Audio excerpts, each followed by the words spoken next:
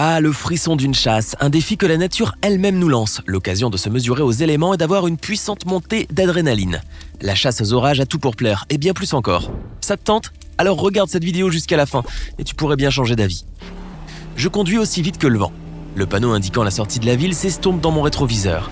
La foudre m'éblouit toutes les 5 secondes et le pare-brise de ma voiture est inondé par la pluie. Ce n'est pas ma première sortie, et je me suis habitué au fait que le stress fasse partie de mon travail. Les débris, les branches d'arbres et la boue qui recouvrent la route sont des signes de danger imminent, mais aussi des indications que ma chasse sera couronnée de succès. Je le sens dans mes tripes. J'ai l'impression de me rapprocher de la tempête. Il y a de l'électricité dans l'air et une lueur verdâtre dans l'atmosphère. On dit que la beauté est dans l'œil de celui qui regarde, mais je n'ai aucun mal à la trouver dans un ciel orageux.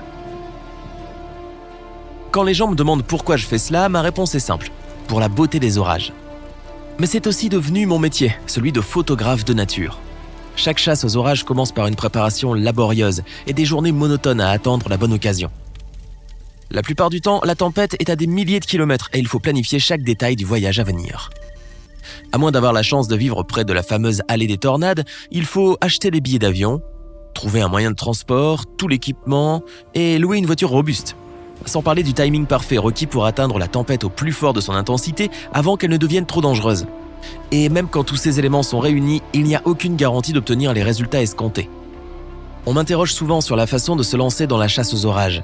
Je me demande si ces gens n'ont pas simplement vu un film catastrophe et cherchent une montée d'adrénaline. Si c'est le cas, je fais tout mon possible pour les convaincre du contraire. Seule une raison plus sérieuse, venant du fond de leur cœur, justifierait une discussion sur la façon d'entamer une chasse aux orages.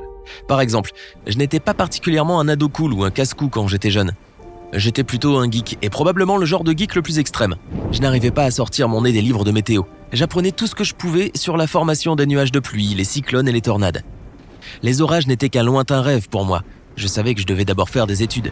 Alors je sentais que je finirais un jour ou l'autre par entrer dans le club très fermé des chasseurs d'orages. Mon premier pas a été de devenir volontaire pour repérer les orages. Il s'agit de bénévoles de tout horizon embauchés et formés pour aider les stations météorologiques à identifier les orages. Les stations météo et les chasseurs d'orages peuvent se connecter aux satellites et aux radars, mais toutes les données recueillies ne permettent pas de prédire un orage avec une précision de 100%. Seul un observateur attentif peut y contribuer. C'est ce que font les volontaires, et les compétences acquises sont cruciales pour tout chasseur d'orage amateur qui souhaite devenir pro. En parlant d'analyse de données, c'est l'activité essentielle de la plupart des chasseurs d'orage. Vérifier les bulletins météo toutes les heures, chercher des endroits où l'air froid peut rencontrer l'air chaud, identifier les types de situations d'où naissent naturellement les orages et les tornades. Tout mon équipement doit toujours être prêt à partir. Radar, ordinateur portable, radio et tous les autres objets qui m'accompagnent sur la route. Mon partenaire doit aussi être prêt à n'importe quel moment. Il ne faut jamais partir seul à la poursuite d'une tempête, c'est une règle de base.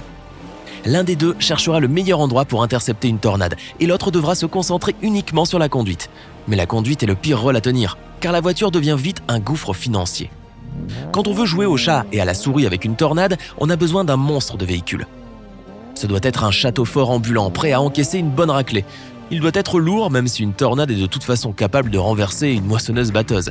Il doit être blindé, rempli de provisions en cas d'urgence et assez puissant pour s'aventurer hors des routes goudronnées tout en maintenant une certaine vitesse.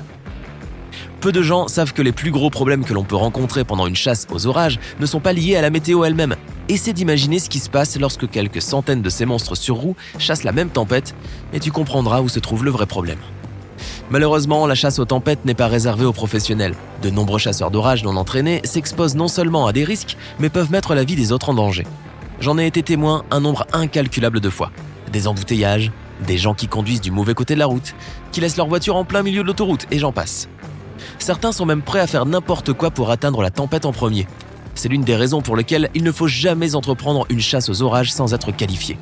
Une autre raison est la chasse elle-même, ce moment pour lequel tout chasseur vit, mais où il risque le plus sa vie. Je me souviens de la fois où j'ai rattrapé l'un des plus beaux orages que je n'ai jamais vus. Le trajet de 1500 km en valait largement la peine. La tempête était en plein champ et j'étais juste derrière. Tous les signes indiquaient la possibilité d'une tornade imminente. Il y avait un énorme renflement dans les nuages orageux et le vent montait très haut. Ma seule crainte était que la pluie ne me cache la tornade. Lorsque cela se produit, elle est enveloppée dans un nuage d'eau et quasiment invisible à l'œil nu. J'ai dû prendre une décision en une fraction de seconde pour savoir quand tourner vers la tempête. Si je tournais trop tôt, Je me mettrais sur le chemin de la tornade, ce qui pourrait mener au pire scénario possible. Si je tournais trop tard, je n'arriverais jamais à me positionner correctement ou à voir quoi que ce soit derrière le mur impénétrable de la pluie diluvienne. Ma décision n'a pas été mauvaise, mais pas idéale non plus, dans la mesure où je me suis retrouvé dans un embouteillage imprévu. J'ai cru que tout était perdu quand soudain, j'ai remarqué un phénomène extraordinaire à 50 mètres de moi. Le vent s'est mis à tourner près du sol. Ce n'était rien de moins que la naissance d'une tornade. Elle est apparue rapidement et a commencé à se déplacer.